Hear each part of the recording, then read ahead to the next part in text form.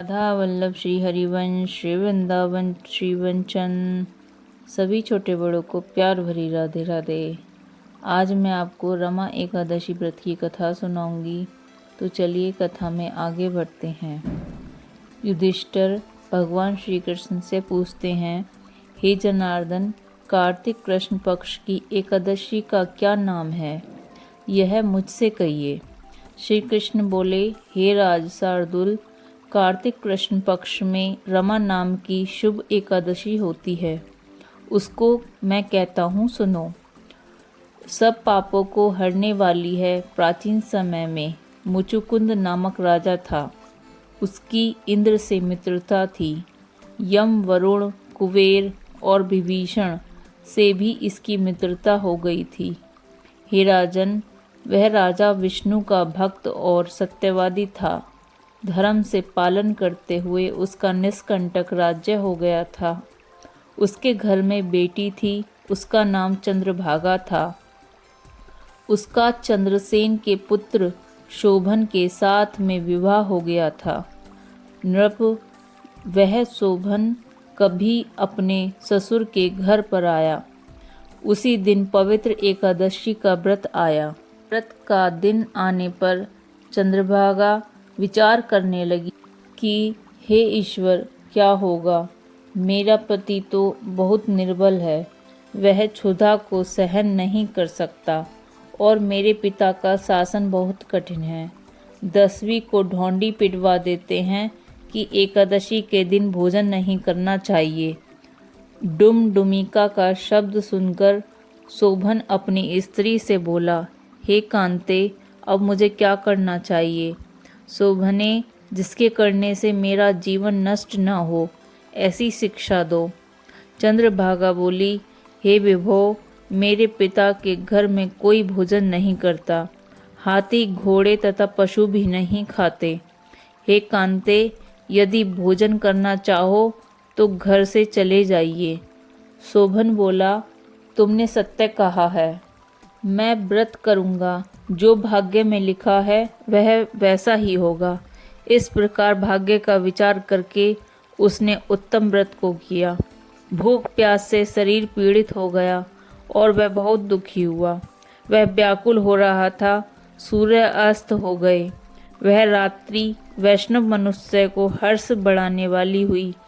हे नृप शार्दुल, भगवान की पूजा करने वाले और जागरण करने वालों को वह रात्रि आनंद देने वाली हुई और शोभन के लिए असहाय हो गई। सूर्योदय के समय शोभन की मृत्यु हो गई। राजा ने योग्य सुगंधित चंदन की लकड़ी से उसका दाह कर्म कराया। चंद्रभागा ने पिता के निषेध करने से अपना शरीर नहीं जलाया। उसका अंतिम संस्कार करके पिता के घर में रहने लगी। हे नृपश्रेष्ठ, रमा के व्रत के प्रभाव से मंदराचल के शिखर पर शोभन को बहुत रमणीय देवपुर मिला। वह बहुत उत्तम और अनेक गुणों से युक्त था। उसमें पन्नों से जड़े हुए सुवर्ण के खंभे थे। अनेक प्रकार की स्फटिक मणियों से सुशोभित भवन में वह निवास करने लगा। सिंहासन पर बैठ गया। श्वेत छत्र और चंबर प्राप्त हो गया। किरीट, गुंडल, हार, बाजूबंद इनसे सुशोभित हो गया। गंधर्व और अप्सरा सेवन करने लगे। वहाँ शोभन दूसरे इंद्र की तरह शोभा को प्राप्त हुआ। मुचुकुंदपुर में रहने वाला सोम शर्मा नामक ब्राह्मण तीर्थ यात्रा के लिए भ्रमण करता हुआ गया। उसने राजा के जमाई को देखा। वह उसके पास गया। उस शोभन ने शीघ्र सिंहासन से उठकर ब्राह्मण को नमस्कार किया और अपने ससुर की क्षमा कुशल पूछी और अपनी स्त्री चंद्रभागा तथा नगरवासियों की कुशल पूछी। सोम शर्मा बोले, राजन, तुम्हारे ससुर के घर में कुशल है, चंद्रभागा सकुशल है और नगर में सर्वत्र कुशल है। हे राजन, आप अपना कुशल वृत्तांत कहिए। हे राजन, यह विचित्र नगर आपको कैसे मिला, कहिए। शोभन बोला, कार्तिक कृष्ण पक्ष में एकादशी होती है। हे द्विजेंद्र, उसका उपवास करने से यह अस्थिर पुर मुझको मिला है। हे द्विजोत्तम, जिस तरह अटल हो जाए ऐसा यत्न कहिए।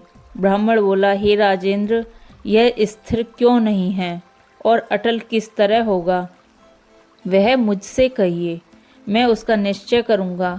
शोभन बोला, हे विप्र, मैंने यह व्रत श्रद्धापूर्वक नहीं किया, अतः मैं इस नगर को अस्थिर समझता हूँ।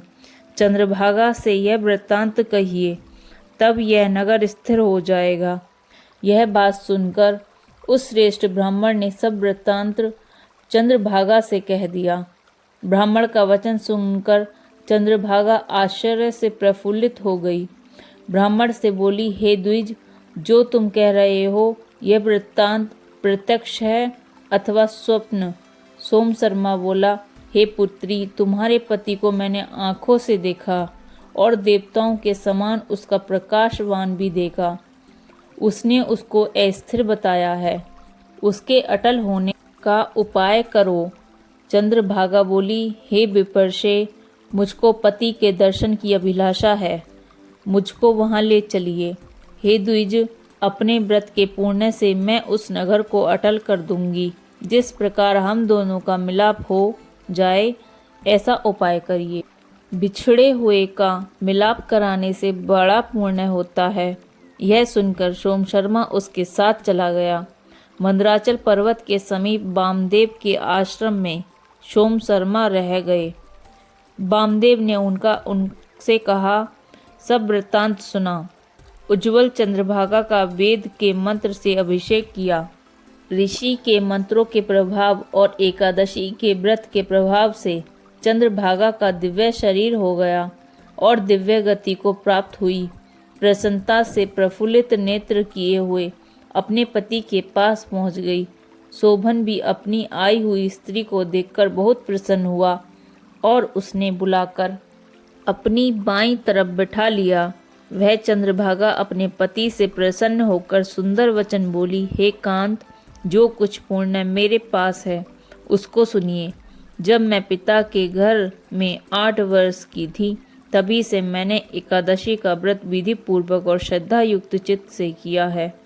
उस पुण्य के प्रभाव से तुम्हारा नगर अचल हो जाए, महाप्रलय तक सब कार्य पूर्ण होंगे। हे नृपशार्दुल, इस प्रकार वह अपने पति के साथ आनंद से रहने लगी। वह दिव्य रूप होकर, सुंदर आभूषणों से सुशोभित होकर सुख भोगने लगी। शोभन भी उसके साथ दिव्य रूप होकर विहार करने लगा। रमा एकादशी के व्रत के प्रभाव से वे मंदराचल के शिखर पर आनंद करने लगे। यह एकादशी चिंतामणि अथवा कामधेनु के समान है। जो उत्तम मनुष्य इस व्रत को करते हैं और जो दोनों पक्षों की एकादशी का व्रत करते हैं, निसंदेह उनके बाह्य हत्यादि पाप नाश को प्राप्त होते हैं। जैसी एकादशी शुक्ल पक्ष की है, वैसी ही कृष्ण पक्ष की है। इसमें भेद न समझना चाहिए। जो मनुष्य एकादशी के व्रतों का महात्म्य सुनते हैं, वह सब पापों से छूटकर विष्णुलोक में आनंद प्राप्त करते हैं। रमा एकादशी कार्तिक कृष्ण पक्ष में जो एकादशी आती है, उसको रमा एकादशी के नाम से जाना जाता है। यह व्रत भगवान विष्णु का व्रत है। इसके प्रभाव से धन धान्य की प्राप्ति होती है। इस व्रत के प्रभाव से ब्रह्म हत्या, गौ हत्या आदि के पाप नष्ट हो जाते हैं। सांवला मलीचा का सागार लिया जाता है। नमक मिर्च अन्न वर्जित होता है। सभी को राधे राधे।